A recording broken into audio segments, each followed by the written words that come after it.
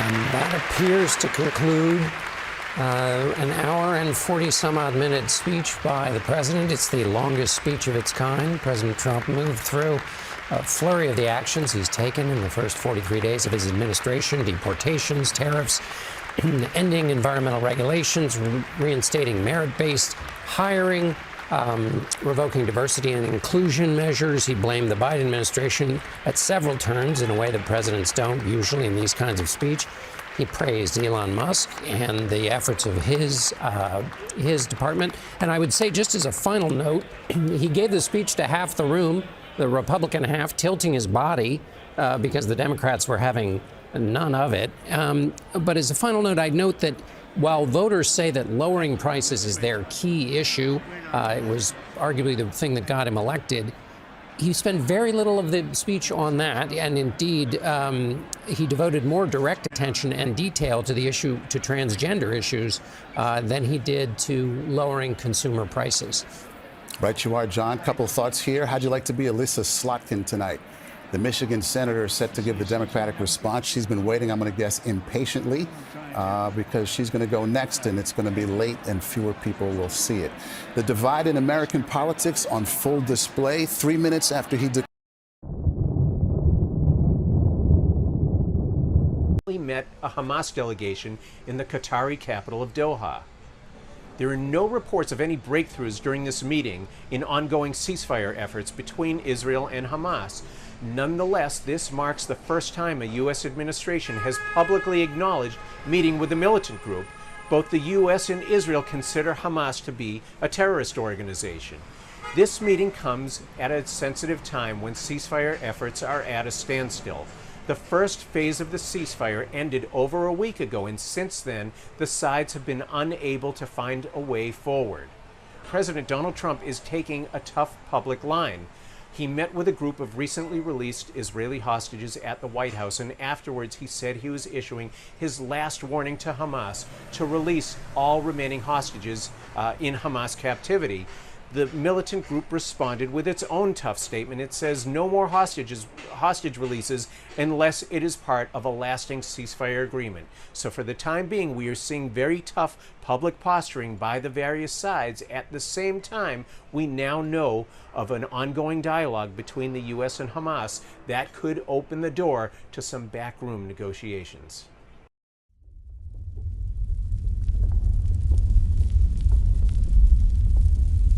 Damascus is at the center of the new Syrian government's struggle for control. One of its security officers was killed last week during a fight at a checkpoint, and now Israel is threatening to intervene, turning this possibly into an international incident. NPR's Jane Arraf went there. She has more on what's been happening. Jane, so what's the importance of this suburb? Tell us about it. Well, the issue here is there's a religious minority there. It's a suburb called Jeramana with a population of about 2 million, so a pretty big place, but it has a significant Druze minority. The Druze faith emerged about 1,000 years ago, and it's an offshoot of Shia Islam. And like many other minorities in Syria, many Druze supported the former regime. So up until last week, security was largely controlled by a Druze militia. But on Friday, there was a clash at a checkpoint, and a security officer of the new government was killed. The new forces belonging to the new government. The government then sent fighters in to surround the suburb. The Israeli government described it as an attack on the Druze and said it could intervene to protect them there and in other places. Why is Israel involved? Well, Israel has its own Druze minority in Israel itself and in Syrian territory it occupies. And some of the Israeli Druze actually serve in the Israeli military. But here it's very different. We spoke with a Druze official, Rabbi Munther, and here's what he said. He says, we reject being protected by anyone. We're protected by our people and our brothers in the homeland. That's the only protection we want. Now, how much control does the new government actually have in the face of militias and threats from other countries? Well, in Jeramana, Druze leaders agreed to allow those government security forces in. There haven't been any official security forces since the fall of the regime in a lot of places. In Jeramana, schools and government offices were closed because of fear of violence, but they reopened this week. There is essentially a security vacuum that was there. We did speak with the mayor and police chief, the same man who was appointed over the weekend. He's from Idlib in northwestern Syria. And that's where opposition fighters that led this fall of the regime came from. So the mayor, Mohammed Hamoud, sat in this dusty, bare office, and he told us the city still wasn't fully under control. السلاح اللي تركه ضل كله بإيد شعب جرمانة اللي انطب He blamed weapons that the regime had left behind when they retreated, now in the hands of criminals, he said. So, if the Druze say they don't want protection, where would that leave Israel?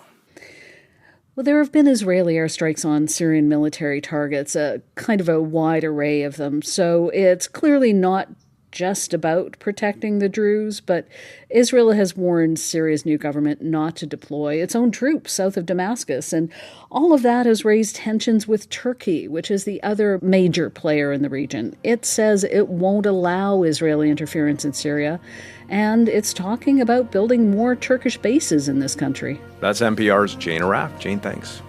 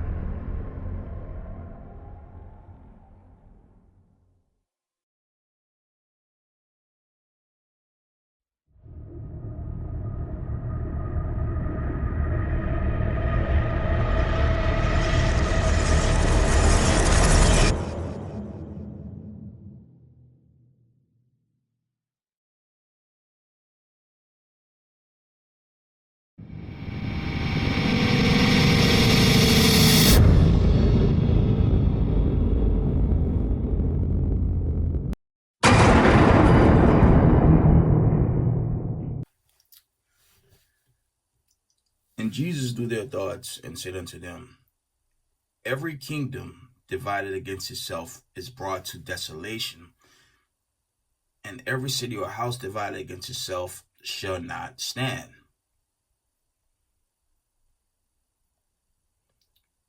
That was Matthew 12 and verse 25.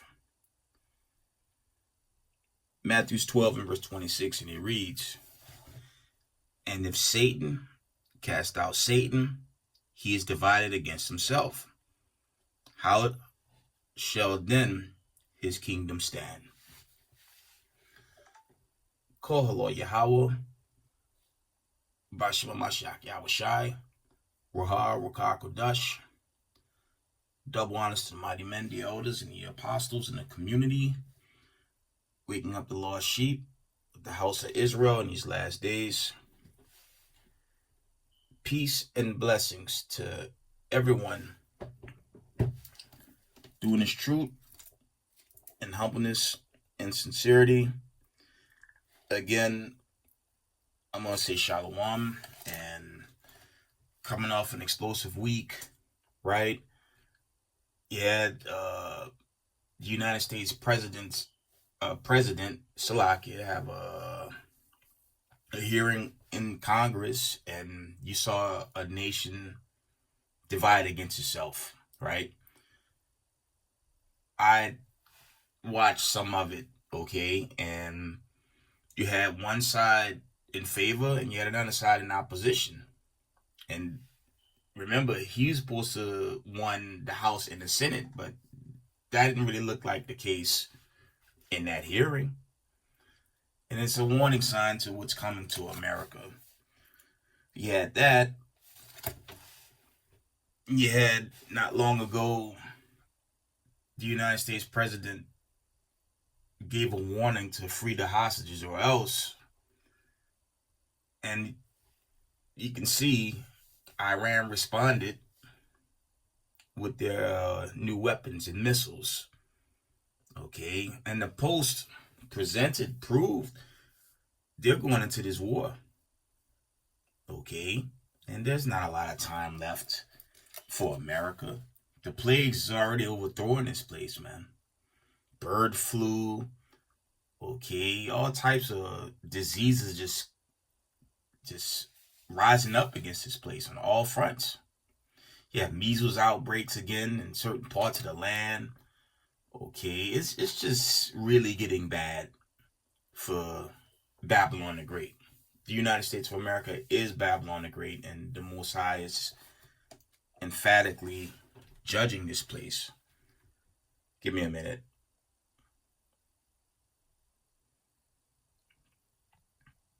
Then you had this, which is posted. It says European leaders warn that conscripts will be necessary as the EU launches an 840 billion program to prepare for war with Russia.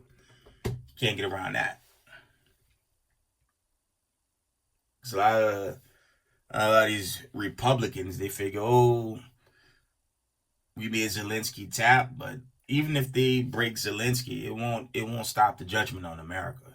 America's going down, and for the children of the diaspora, okay, the diaspora, Slovakia, the 12 tribes of the children of Israel scattered to the four corners of the earth, it's either you follow the God of Abraham, Isaac, and Jacob, or you're going to get judged. Okay. Let me see if there's any articles I want to resurface before I bring out some scriptures, and we're going to end it. Okay. And we have to keep in mind during this time we're entering into, okay, getting close to Passover. Always keep in mind, before Biden left the White House, he gave attack comes to Ukraine. So that condition, that's still an ongoing condition because Zelensky ain't standing down. Right? And now you have the Israelis basically about to go to war with Iran. Here's the problem with that. If they go to war with Iran, you think Russia going to sit idle on that? La. They're not going to sit idle on that. So how long you think that relationship with Trump and Putin is going to last? It's going to be short-lived. And if you've been following the geopolitical arena, America already hitting Russia with sanctions. So what type of relationship is that? Ultimately, okay, that Revelation 17 got to manifest. Okay. And the children of Israel, we have to prepare for this exodus out of this place. Okay. America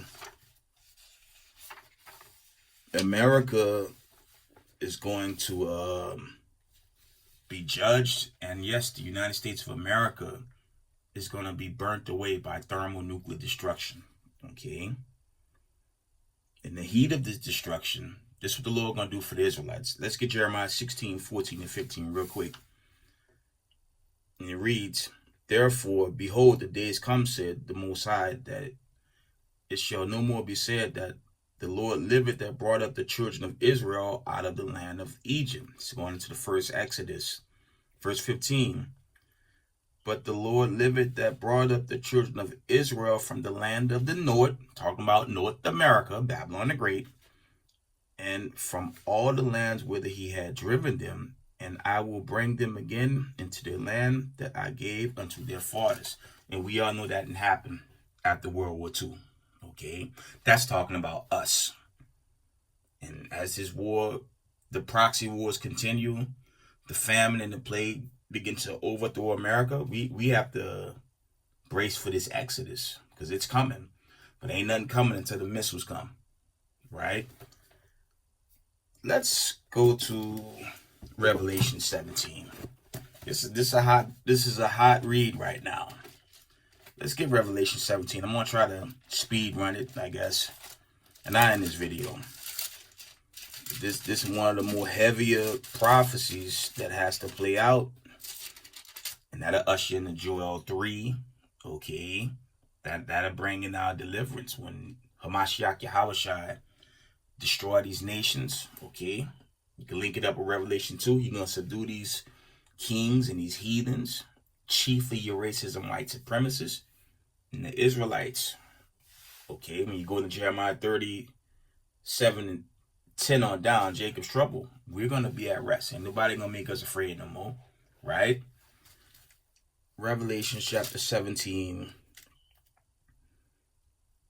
and verse 1, and it reads, and there came one of the 7 angels which had the 7 vials, and talked with me, saying unto me, come hither, I will show unto thee the judgment of the great white whore that sitteth upon many waters. Okay, and that's symbolic. Okay, that's symbolism to America. I work in the East Coast, New York City. You go all the way down to the financial district, that's going into that Statue of Liberty. Okay, and it's in the area that goes into the it's pointed in the direction of the other nations, chiefly your common markets. Okay, verse 2, with whom the kings of the earth have committed fornication, and inhabitants of the earth have been made drunk with the wine of her fornication. This is talking about the United States of America. Notice this is the place where you have gang violence. Gang violence have taken over the New York City subway system. Why? Because during C-19, half of the police force quit and they moved down south. That's why you have gangs there, right? Reading on. So he carried me away in the spirit into the wilderness, and I saw a woman sit upon a scarlet-colored beast, full of names of blasphemy, having 7 heads and 10 horns. Okay, that's symbolic to Edom, man, because it's the dukes of Edom that rule this planet Earth right now. Okay, their kings rule the earth. You had a section set up in the land claiming to be the people, and then you had your KKK Christians, white supremacists, talking about they're the people, and the world is upside down. That prophecy set up. When you read Genesis, I believe that's 27, it says Edom will rule by the sword, and that's playing upon tables. But their world is falling apart. And this is a stark warning for Israelites that our exodus is coming and their world's about to be destroyed. That's 2 Ezra 7:43, right? Reading on. Revelation 17 and verse 5. And upon her forehead was name written, Mystery Babylon the Great, the mother of harlots and abominations of the earth. Okay, again, that is the United States of America. And God we trust on the dollar. That's talking about Balaam. Okay, that's dealing with the spiritual demon Satan. Guns, oil, drugs. That's the only God they represent. When you see the entertainers, mainly our sellout people, talking about God bless me, they're talking about the God of this world. They're talking about, okay, Caesar, right? They're not talking about the God of Abraham, Isaac, and Jacob. And if 2 parts of our people don't repent, they will be destroyed in his coming judgment. Let's read on. Revelation chapter 17 and verse 6. And I saw the woman drunk with blood of the saints and with the blood of the martyrs of Jesus, Hamashiach Yahushai. And when I saw her, I wondered with great admiration. Verse 7. And the angel said unto me, Wherefore didst thou marvel? I will tell thee the mystery of the woman and of the beast that carried her, which had the 7 heads and the 10 horns. Verse 8, and the beast that thou sawest was and is not, shall ascend out of the bottomless pit and go into perdition. Okay, that's a link with Revelation 20, because Rome partially fell. Okay, you had the Byzantine Empire that lasted for this dispensation of time. Then you had the rise of Rome, okay, and the rebirth of Edom during your Renaissance, with the iconoclasts, Okay, Israel was hit with plagues. There was a black plague. You had Israelites scattered throughout the Valley of Ham, and then the chattel slavery kicked in. That's what happened during their Renaissance. We fell and they rose to power. Let's read on. And from the top, Revelation 17:8. The beast that thou sawest was and is not, and shall ascend out of the bottomless pit and go into perdition, and they that dwell on earth shall wonder, whose names were not written in the book of life from the foundation of the world, that they behold the beast that was and yet is. It says, when they behold the beast that was and is not and yet is, Slakia. Okay?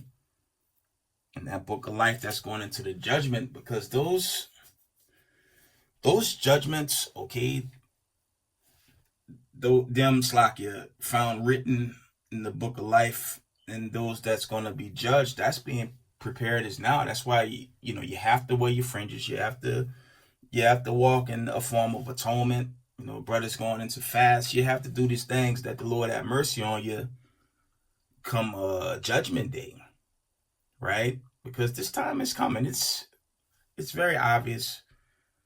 Come this time around next season, America's at 250. Okay. Each new year start around the month of Bib. So that's late March, sometimes mid-March. We're in so-called March right now. Okay.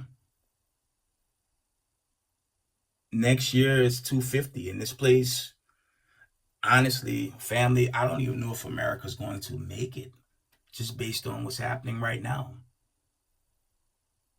There is an account in 2 Peter 3:10, which I probably in this video would, that we have to consider. Jacob's trouble is going to pan out, but there have to be a sense of norm, because they're going to be hit in their security. Keep that in mind. Let's close this out. Revelation chapter 17 and verse 9. And here is the mind which had wisdom. The 7 heads are the 7 mountains which the mountain sitteth. And there are 7 kings, 5 are fallen, one is, the other is not yet come. And when he cometh, he must continue a short space. That's dealing with the uprising of Rome, chiefly by way of America. That's Daniel's the 2nd chapter, and that's the latter end of the book of Daniel as well. That's what that's talking about. Okay. Verse 11. And the beast that was and is not, and he is the 8th and is of the 7, and going to perdition. And the 10 horns which thou sawest are the 10 kings which have received no kingdom as yet, but receive power as kings 1 hour with the beast. These have one mind, and shall give their power strength unto the beast. That's dealing with the dukes of Edom in power right now. That's what that's talking about. Okay, but what's going on right now? This current administration basically left NATO damn near. They're up in arms just based on the post. And now the stage is being set for Revelation 17 to manifest. And they're gonna, you know what? Let's read according to the scriptures what's gonna happen. Okay. Verse 14. Here we go. These shall make war with the Lamb, and the Lamb shall overcome them. That's dealing with us brothers in this truth, teaching this Bible, and brothers being attacked on their jobs, some was losing our jobs, some brothers are getting arrested. That's them coming after every Israelite camp congregation, teaching this truth of who the 12 tribes of Israel are. They coming at us full throttle, and let them. Because remember, family, the faster they come at us, the faster we delivered. All praise to the Most High. Okay. Revelation 17 and verse 14. from the top. These shall make war with the Lamb, and the Lamb shall overcome them, for he is Lord of lords and King of kings. And they that are with him are called the chosen and faithful. That's your 144,000 and your remnant elect body. Okay.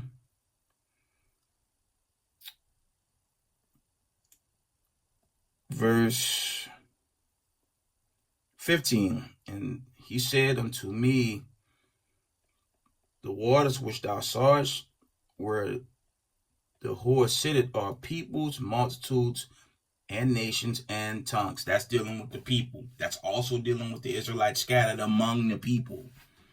Okay. And the 10 horns which thou sawest upon the beast, these shall hate the whore. Okay, that's currently being set up right now. Okay. And shall make her desolate and naked, shall eat her flesh and burn her with fire. That is the nuclear destruction coming. Okay, America's going to get blown off the map and it's surrounding the islands. Okay, even portions of Mexico and Canada, kiss it goodbye. That's going to get burnt away. Right? And little America is going to get blown off, that they're going to get blown up. I don't believe the land's totally going to be destroyed because the Most High have to restore that. Okay, that's going to be where Zion is going to be reestablished. But they're going to be blown off that land. Talking about the powers that be that set up shop. Let's close out. For the Most High had put in their hearts to fulfill his will. And this revelation, 17 and 17, this is none of gashing on you spiritual Israelites. All them camps teaching spiritual Israel, it's not going to happen just based on this account and so many other accounts and videos I didn't put out there. Okay? For the Most High had put in their hearts to fulfill his will and to agree and give the kingdom unto the beast until the words of God shall be fulfilled. That's a coffin to anyone teaching a spiritual Israel doctrine. This is the last verse from Revelation 17. And the woman which thou sawest, that great city, which reigned over the kings of the earth. Okay. That was the end of Revelation, the 17th chapter. Okay. When you go into the 18th chapter, chiefly 18:2 and 4, the Most High says, come out of her, my people, that you be not partakers of sins, and receive not of her plagues. You read verse 8, in 1 hour, the missile's going to blow this place up. And I'm talking about America. Right? And I believe that 17 to 18 to tell you 1 hour, all this place is going to be wiped out. We're going to end it in 2 Peter 3 and verse 10. Shalom to the 12 tribes of Israel. Shalom to the 12 tribes of Israel scattered abroad. Okay. Let's get. We're going to end this in the book of 2 Peter, chapter 3 and verse 10.